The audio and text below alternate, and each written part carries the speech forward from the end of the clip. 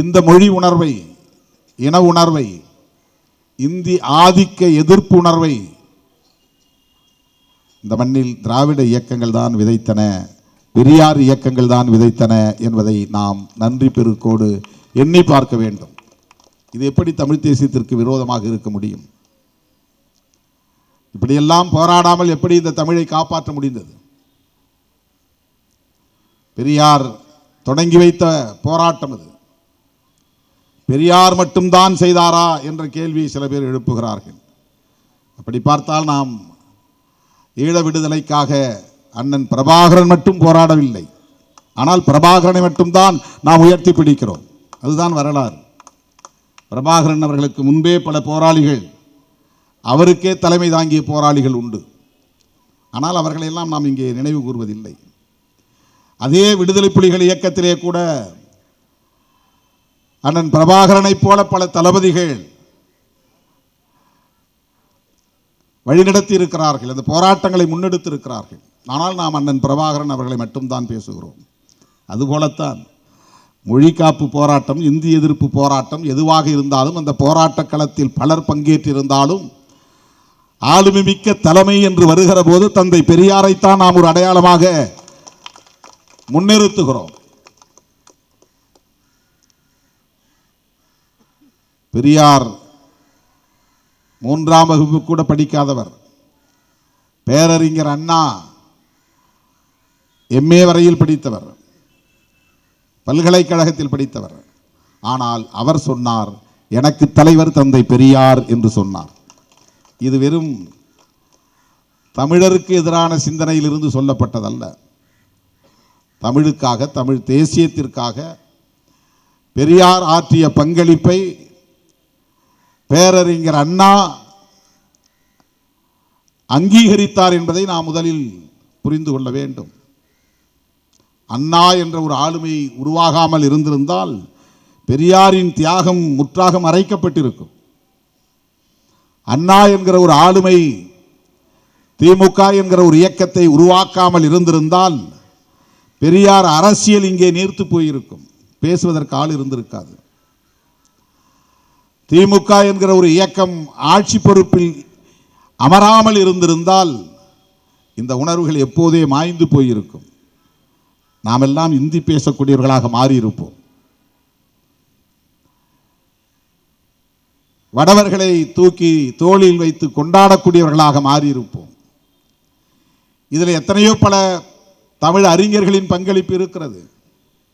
அண்ணாவுக்கும் பெரியாருக்கும் அந்த உணர்வு வருவதற்கு அதற்கு முன்னால் பாடாற்றிய தமிழ் அறிஞர்களின் பங்களிப்பு மகத்தானது. தேவநேய பாவாணரின் பங்களிப்பு மகத்தானது, பெருஞ்சித்திரனாரின் பங்களிப்பு மகத்தானது. அவர்களெல்லாம் ஊட்டிய உணர்வுதான் தமிழரசனை உருவாக்கியது. இடதுசாரி இயக்கம் பாட்டாளி வர்க்க விடுதலைக்கான உணர்வை தந்தது என்றாலும் கூட தமிழ்நாடு தனிநாடாக வேண்டும் என்கிற உணர்வை தமிழ் அறிஞர்கள் ஊட்டி வைத்த அந்த தேசிய உணர்வில் இருந்துதான் பெற்றார் தோழர் தமிழரசன். அவருடைய ஆசான் புலவர் கலியபெருமான். இப்படி எல்லோருக்குமான பங்களிப்பு இருக்கிறது. ஆனால் அவர்கள் அத்தனை பேராலும் ஏற்றுக்கொள்ளப்பட்ட ஒரு ஆளுமைதான் தந்தை பெரியார் என்பதை நாம் மறந்துவிடக்கூடாது.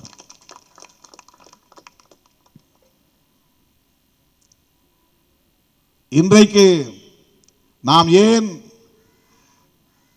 இந்த கருத்துக்களை எல்லாம் பேச வேண்டி இருக்கிறது? எது தமிழ் தேசியம்? வெறும் மொழி உணர்வு அல்ல, இன உணர்வு அல்ல. இங்கே வேல்முருகன் அவர்கள் பொங்கினார், ஆவேசப்பட்டார்.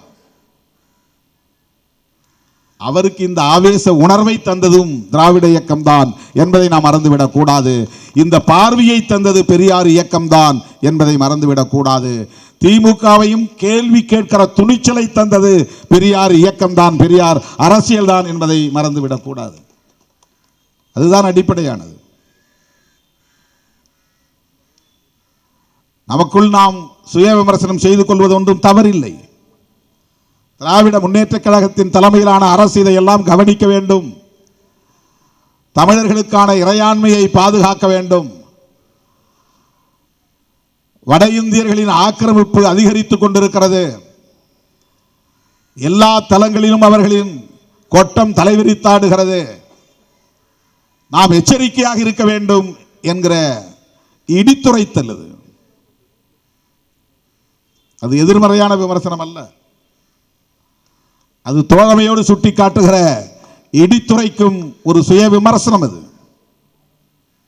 சுய விமர்சனம் செய்யாதவர்களால், செய்ய முடியாதவர்களால் இலக்கை நோக்கி பயணிக்க முடியாது. ஏற்றுக்கொண்ட கொள்கைக்கு நேர்மையாக இருக்க முடியாது. சுய விமர்சனம் என்பது முக்கியமானது. சுய விமர்சனம் செய்யக்கூடிய தகுதி படைத்தவர்களால் தான் எதிர் விமர்சனங்களையும் ஏற்றுக்கொள்ள முடியும். இல்லை என்றால் அதையும் ஏற்க முடியாது, சகிப்புத்தன்மை இருக்காது. எனவே நமக்கு இருக்கிற கவலை எல்லாம், ஏன் சனாதன சக்திகள் இந்த மண்ணில் வேரூன்றிவிடக் கூடாது என்று பதறுகிறோம்.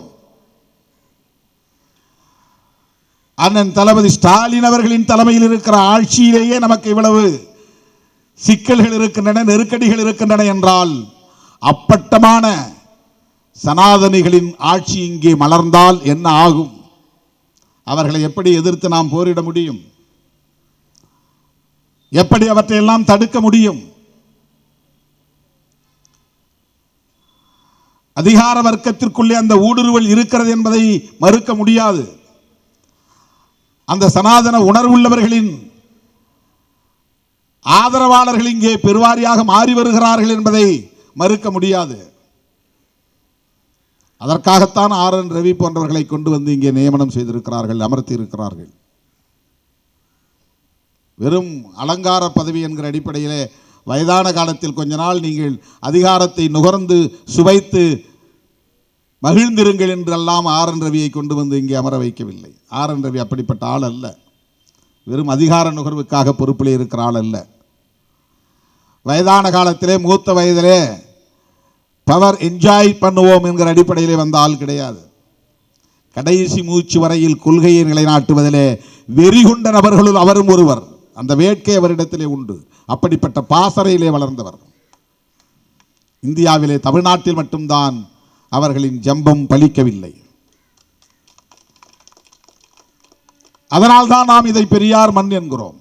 அதை சொல்லக்கூடாது என்று சொல்லுகிறார்கள் என்றால், சனாதனிகளுக்கு இவர்கள் துணை போகிறார்கள் என்று தானே பொருள். அதைத்தானே சனாதனிகள் சொல்லுகிறார்கள். பெரியாரை பேசாதே, பெரியார் என்கிற அடையாளத்தை அடித்து நொறுக்கினால் திராவிட இயக்கங்களை கலகலக்க செய்ய முடியும்.